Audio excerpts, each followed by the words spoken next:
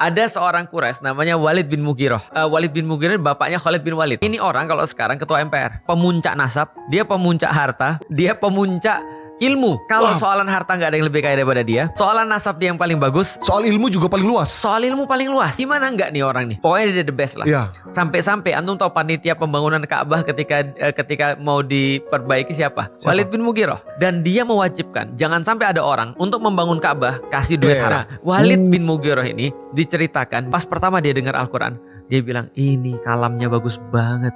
Ini ucapannya Muhammad ini nggak ada tanding ini. Lah kenapa? Karena itu yang dia dengar. Itu reaksi dia. Ibaratnya kalau sekarang ada reaction dia tuh langsung positif. Dilihat sama orang-orang Quraisy. Gimana sih bos kita sendiri malah muji Muhammad? Kita nih memerangi Muhammad. Tahu nggak sih bos kita nih Nabi Muhammad ini sedang melakukan apa? Mengganti status quo kita. Dia nih orang nih yang kritik kita. Tahu nggak sih apa yang dia lakukan? Diutus Abu Jahal. Bilang sama pamannya Walid bin Mughirah, paman mohon maaf, kok kamu didengerin sama orang muji Muhammad? Katanya Walid, lah emang kenapa? Memang begitu. Lah kan kita kan tahu bahwa kita tuh sudah melakukan sesuatu pada Muhammad, kita nggak suka. Apa kata Walid? Walid bilang begini, lantas kalian mau aku buat apa? Kalian kan ngerti, di sini nggak ada yang lebih ngerti syair daripada aku. Aku bahkan hafal. Andai jin punya syair, aku kuratornya. Tapi kalian tahu kalau aku paling jago syair, dan kalian mau ngomong apa tentang kata-kata Muhammad? Dia bilang gini, perkataan Muhammad itu Quran itu seperti pohon yang atasnya berbuah, bawahnya berair subur, dan kemudian tidak akan pernah datang apapun kepada pohon ini kecuali pasti di bawahnya. Menurut salah satu sumber kata-kata al-Islam ya'lu wa la yu'la alaihi, itu salah satu adalah perkataan pertama daripada Walid. Al-Islamu ya'lu wa la yu'la alaihi. Itu perkataan Walid terhadap Al-Quran. Tidak ada yang lebih tinggi lagi daripada Al-Quran. Terus kemudian Abu Jahal bilang, ya mungkin kalau kamu kekurangan duit, kami akan ngumpulin duit untuk kamu. Loh, kamu gak tahu saya orang paling kaya apa? Kami tahu, tapi kamu sudah mulai muji-muji Muhammad. Lah terus aku harus apa? Katakan sesuatu yang buruk tentang Muhammad. Lalu kemudian ketika dia mikir, akhirnya dia bilang, hadza sihru yu'sar. Sihir aja kepada manusia. Padahal dia ngakuin loh. Abu Jahal, yang kedua yang kita perlu ceritain, Abu Jahal, kalaupun kita nggak ngerti bahasa Arab ya, coba appreciate mereka ya. Abu Jahal, Al-Akhnas bin Syarik, dan Abu Sufyan. Mereka bertiga mau tahu kekuatan Al-Quran apa sampai bisa hipnotis banyak orang. Kok orang berubah? Kok bisa?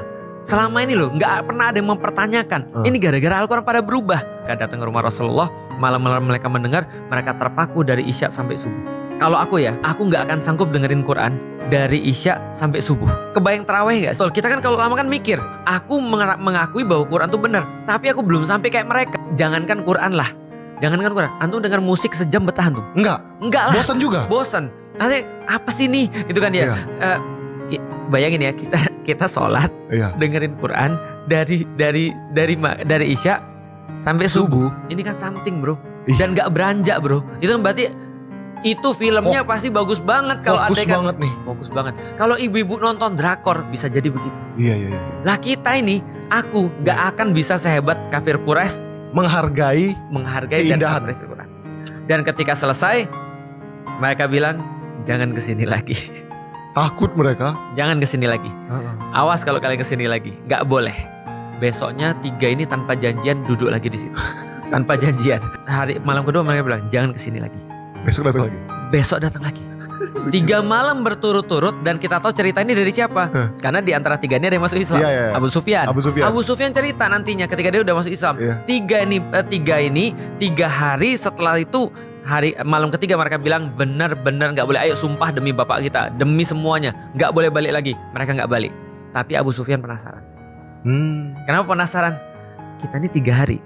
Ya kan ya, maka dia bilang, dia datang ke tempat Al-Akhnas bin Syarik, terus dia bilang gini, Akhnas, ya kita dengar kan, ya 3 malam kan, 3 malam, menurutmu gimana?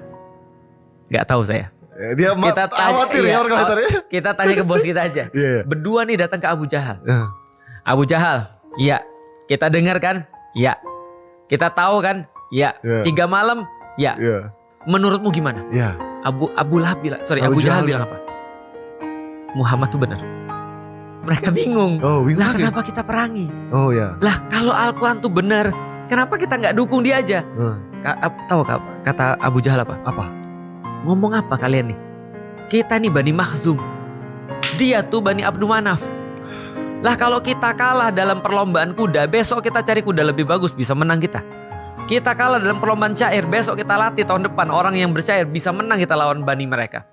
Kalau kita kalah gulat, besok kita latih orang, menang kita. Ada kemungkinan. Tapi kalau kita ngaku ya omongan ini, sampai kapanpun kita gak bakal menang.